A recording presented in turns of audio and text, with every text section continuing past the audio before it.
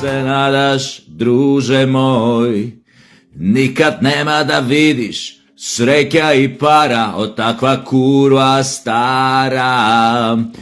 Цеки извини што ти позајмив интонација и само ова и композиција од твојата песна, ова Џабе живиш у Скопје, но се надевам не ми се лутиш, ова е направено со друга цел. Значи, видовте у Германија, екстремната десница АФД освои 20 и запирка нешто посто од гласовите. Први се тие ЦДУ, како се викаат, 28%. Сега овие наведно ЦДУ нема да прават коалиција со екстремнава десница. Знаете кои се тие екстремната десница. И со право вие им викаат, вашата влада нема долго да трае, ти ќе бидеш, му викаат на десничаров од оваа централнава десница што победи, му викаат, ти ќе бидеш привремен премиер. Ова многу ми мириса на Германија некаде во 1933-34 година минатиот век, кога, а и претходно еден циклус, кога полека екстремната десница тогаш олицетворена во национал-социјалистичката работничка партија, кога полека се засилува со повеќе и повеќе представници на секој циклус избори во парламентот, за на крај Хитлер да стане канцелар, за кратко време, неколку месеци подоцна, да успее да го убеди Хиндебург да му ја припушти целата власт, и потоа знаете што се случи во Европа. Разврска на настаните, што не оди во прилог на еднината на Европската Унија. Ако ова се случи, а тоа е моја предпоставка, дека многу брзо АФД или екстремната десница германска ќе дое на власт, прашање е максимум за еден циклус, но јас мислам дека и многу порано ќе падне оваа влада на сегашниве победници актуелни. Тоа ќе следи како домино ефект низ цела Европа. Знаете, десницата ќе победи сегде. Левичарските идеологии покажа колку се немоќни, колку се стерилни, колку се непродуктивни, колку се самодеструктивни. Така што полека ќе исчезнуваат од сцената, како ќе исчезнуваат од политичката европска сцена, така ќе се тресе тлото, тоест темелите на Европската Унија. И колку и да имаат интерес најголемите нејзини членки, затоа што таа Унија фактички постои за тие 3-4 големи држави европски, за нивна корист, овие другиве се само лоповчиња ситни кои што користат од фондови од ова од она, другиве членки за да си ги богатат своите политички елити, домашни, така што многу брзо ќе заврши таа приказна. Она што е најважно е дека готово видовте што се случи кога некој без, како да кажам, без совесно, без разумски му верува на оно што јас го нарекувам колективниот запад. Го имате примерот со Зеленски. Украина е дефинитивно ставена на коцка помеѓу сега веќе две големи сили, Русија и Америка. Еден низ на погрешни, катастрофални одлуки на еден лидер, како сакате вие кажете го, Зеленски, го втурнаа неговиот народ и неговата држава во катастрофа. Практично ја загуби целата држава. Ќе видиме како она што ќе остане, како ќе биде поделено меѓу големите суперсили. Трамп веќе има сериозни ултиматуми и барања до Зеленски. Нормално Америка бара да си наплати она што милиардите што ги вложуваше со години во таа војна. Да видиме како тоа ќе се одвие, но она е поважно што го побара Русија. русите многу дрско, многу недвосмислено му кажаа на Трамп: тоа што ќе ги признаеш териториите што ги освоивме, тоа ќе ги признаеш, затоа не ќе ми да разговараме, но што е поважно што побараа русите на тие преговори, она што ќе биде на маса сега кога ќе се видат Трамп и Путин за неколку дена, не знам кога ќе биде тоа, и биде тоа што русите најдрско побараа да им биде признан статусот на суперсила, што значи она што го загубија со падот на Берлинскиот зид, Путин после години успеа да го врати на маса, да го актуализира, повторно да го врати, не би рекол светот на она ниво како што беше во студената војна, но успеа да ја врати, ќе успее да го врати статусот на Русија како суперсила. Американците на првиот предлог што беше во Ријад на ова не одговорија ништо конкретно, рекоа ќе преговараме, но најверојатно дека американците ќе мораат, барем по оние изјави што доаѓаат од блиските луѓе на Трамп, ќе мораат да прифатат дека светот е сменет драстично и дека ќе мораат да прифатат дека повеќе нема да може да глумат полицаец број 1, ќе мора да ја прифатат таа мултиполарност на светот, ќе мора да прифатат дека светот како таков на геополитички план мора да има неколку полови, за да моќни полови, за да може, или пола, за да може да одржува некаква хомеостаз, некаква рамнотежа. Најголемиот губитник од овие преговори знаете кој се? Украина е секако најголемиот губитник, изгуби буквално све. Украина е уништена држава, со тотално растурена, разбиена инфраструктура. Да не кажам дека преку 10 милиони луѓе се одселија, избегаа од Украина за време на војната. Неколку стотици илјади луѓе ги загубија животите, тие бројки никој не ги знае. Тие веројатно ќе се откријат после години. И малтене ги загубија најразвиените региони индустријски, тоа на регион доле што беше кај Мариупол, Донбас, Момбас, тамо. Крим, знаете, го загуби од претходно, остана на Црното море уште оној дел кај што е Одеса. Се зависи од овие преговори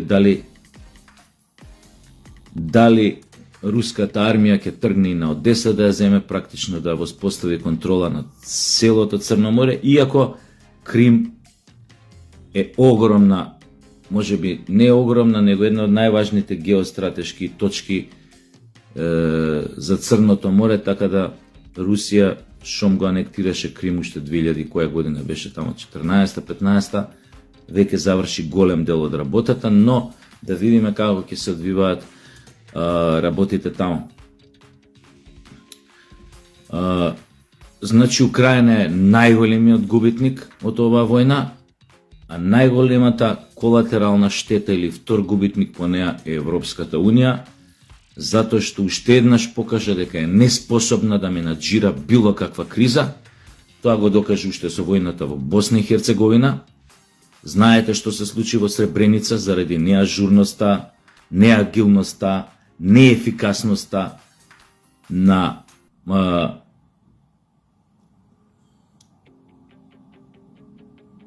европските бюрократи, како и на овие што беа нели силите на Унпрфор, кои во тоа време нели беа од Холандија, распоредени во тој регион, но небитно, тоа е само еден дел од таа војна. Вториот е побитен, дека не успеа, додека тие беа во преговарачките процеси, не успеа да ги помират страните, не успеа да донесат мир во кога почна граѓанската војна во Југославија, во Хрватска и во Босна. Фактички тамо траеше колежот се додека не влезе тешката дипломатија или булдожерската дипломатија на американците. Истото се случи подоцна и кога беше војната кај нас 2001, додека не влегоа американците, Европската унија беше немоćна да ја менаџира таа криза, напротив, лута низ таа криза како муви без глава, или можеби пак ја кажам тоа беше сето смислено, за да влезат американците да расчистат работа. И истото тоа се покаже и во оваа украинска војна, за време на траењето на оваа украинска војна. Што значи, тој неефикасен бирократски апарат, после оваа војна меѓу Русија и Украина, ќе биде уште понеефикасен, затоа што сватија, поготово сега откако Трамп им кажа каде им е местото, сватија дека се едноставно немоćни самите да се одржат на она што ќе биде политичка и геополитичка сцена во наредните 10, 20, 30, 40 години. Вакви какви што се, едноставно се немоćни и неефикасни, зависни буквално од американците во било која смисла.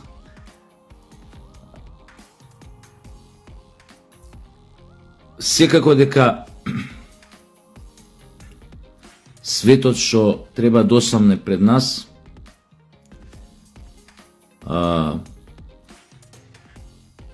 влева малку поголема надеж од оној свет во кој што живеевме последниве 20 години, кој функционираше така како функционираше, кој што беше управуван така како што беше управуван, но исто така не смее да се заборави дека да, ако се случи тоа што треба да се случи, дека повторно ќе живееме во еден мултиполарен свет, опасноста за некој Армагедон нуклеарен, како сакате кажете, кој ќе биде драстично намалена, но нема никогаш да биде исклучена можноста тоа да се случи, барем уште извесно време, затоа што под вакви околности секогаш е можно,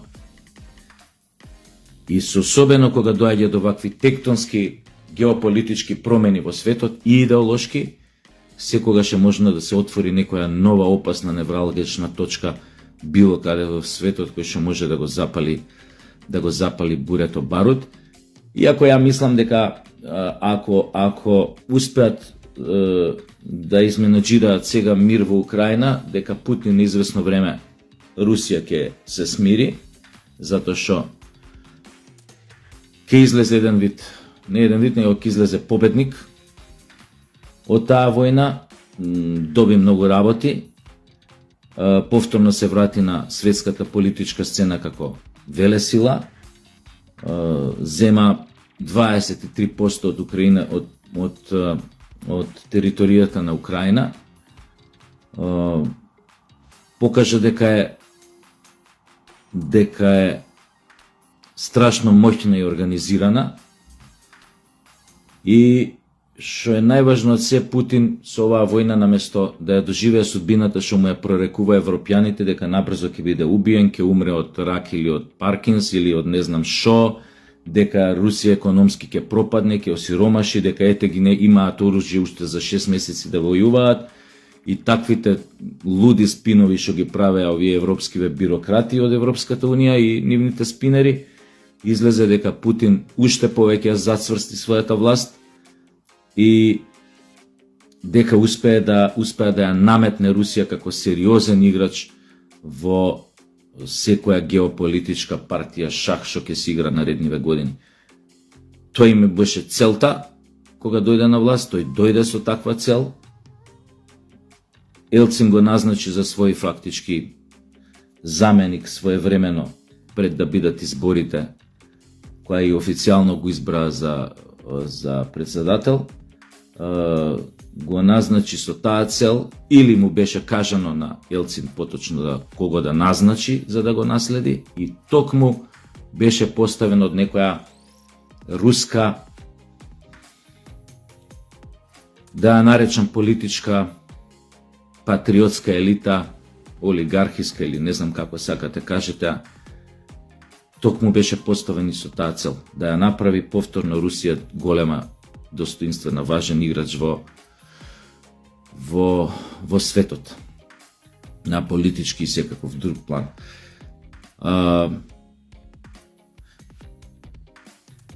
Останува,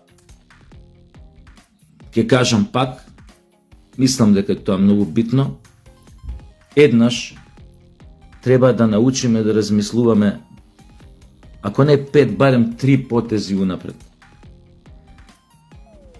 Нашата сегашна трагедија национална произлегува тоа што никогаш, не знам ради кои причини, тука може да спориме и да нагаѓаме и да дебатираме.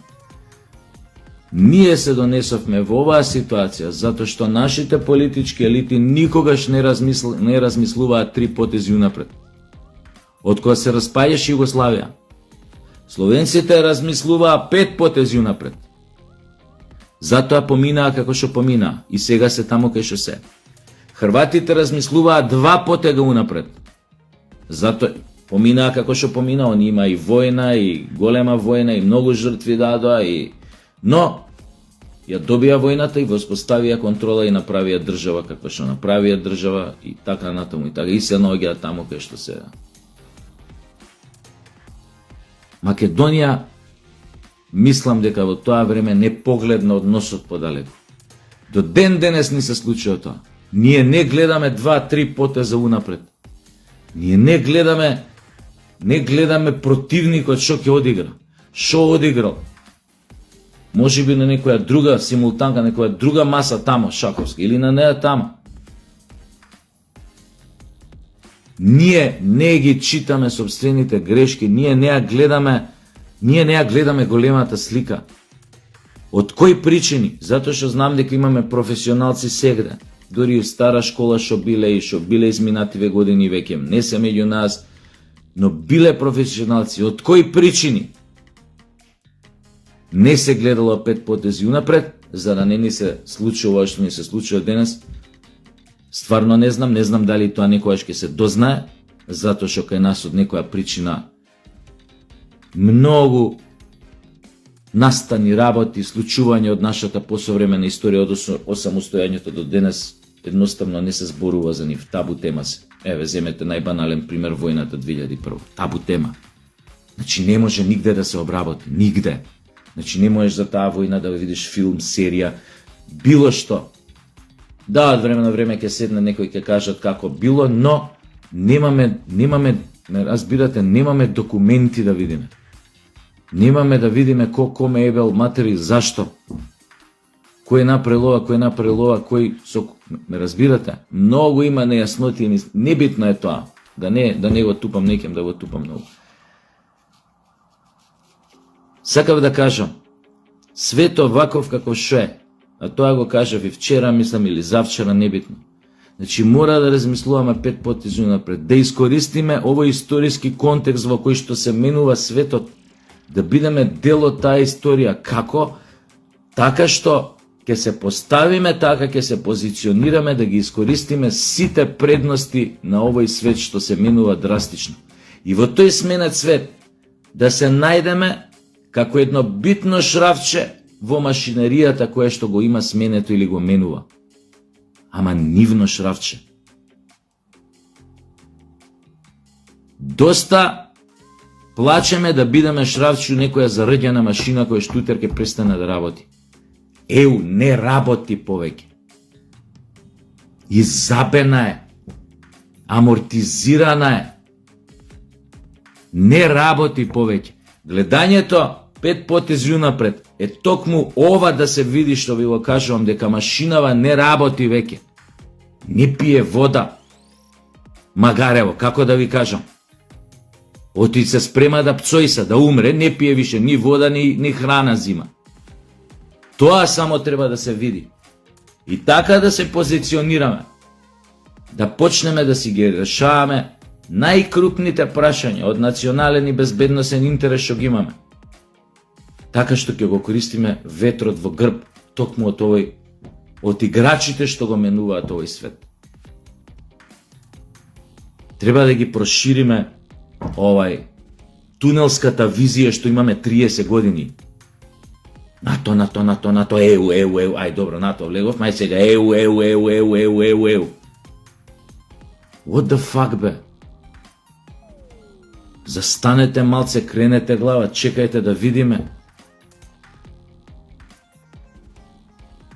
Видовме ли нешто добро ни од таа ЕУ изминативе 30 години? Многу е логично прашањето и разумно.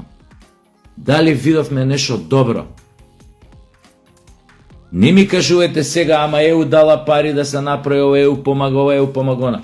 Ја можам да ви дадам, откао ќе ви ебам матер, откао ќе ве натерам, ќе ве понижам, ќе ви се помочам на лице, ќе ви направам ова, и можам да ти кажам, еве ти 200 евро оди да си купиш кондор, или еве ти 5000 евро да си купиш бунда. Така со проститутките се прави. Исто, потпуно. Како што правеа овие ова, кажи агенција што сега Трамп и ги пресече крилцата, USA. Да, точно е. Давала да се сними филм, давала да се сними серија, дала да се направи школа, дала да се изгради ова, да се направи мост, да се направи не знам што, да се направи ова, да се направи она. И речат, па не, па кај тука нешто? Нормално бе, луѓе.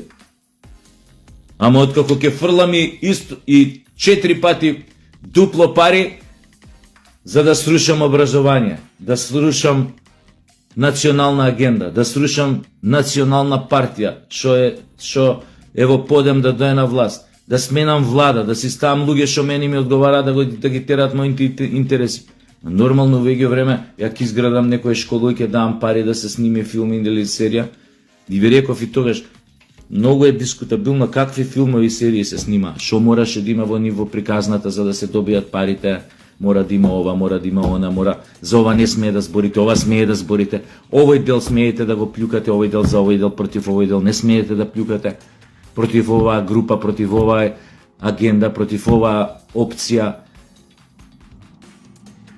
Заебавајте се со све што се поврзани со национализам, прикажете ги во филмовите како пијандури, глупи, хистерични, нападни луѓе, групи, небањати. Така може да ги насликате во филм, во серија ако се националисти, ама не може да ги насликате како се интелигентни, духовити, образувани, фраери, заводници. Не, инаку нема пари од нив за да снимиш филм, серија. Мора да има поддршка на ЛГБТ, за да ми прости ЛГБТ заедницата, како бе викаше оној будалана. Мора, значи, да има такви ликчиња. Тие треба да бидат симпатични, духовити, образовани, убаво дотерани, интересни. Така и баба ми може. Истото е. И со ЕУ. Затоа ве прашувам, што добро видовме ние 30 години? Освен што секогаш се обидуваа да не понижат пред своите членки, партнерки. Последниот случај ви актуелен со Бугарија. И уште се обидуваа да не понижат, штитејќи го својот партнер во Унијата. И ние плачеме да идеме кај нив.